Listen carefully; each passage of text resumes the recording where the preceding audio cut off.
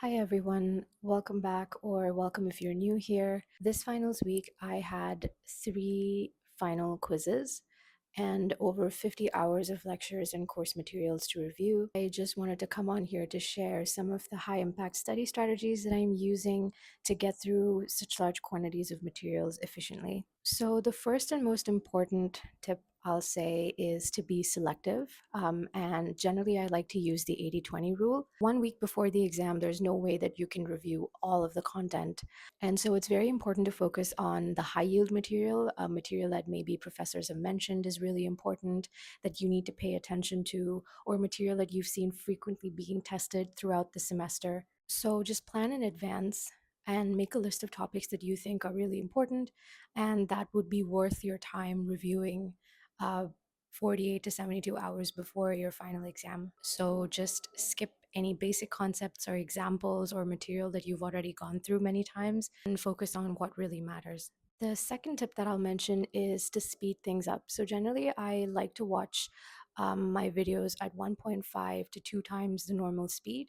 And I generally do this the second time I'm watching videos. The first time I really like to sit and absorb the content. So I do watch it at regular speed. If it's stuff that I already know and I'm still watching it for the first time, I will speed it up by 1.5. But generally during the finals week, I just want to get through lectures as quickly as possible. So I do tend to speed up the lectures to save some time. The third tip I will talk about is actively studying through study guides.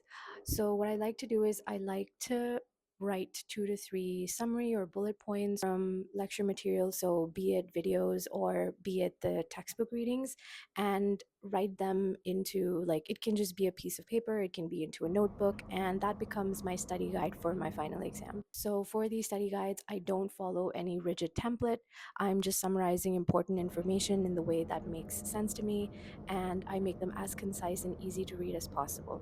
And then if my quizzes or if my final exams are open book, then I have my study guide right next to me, and I can very easily quickly look for important definitions or important information that might help me answer questions. The fourth tip I wanted to talk about is spaced repetition. Now, you should be doing some form of spaced repetition throughout your semester.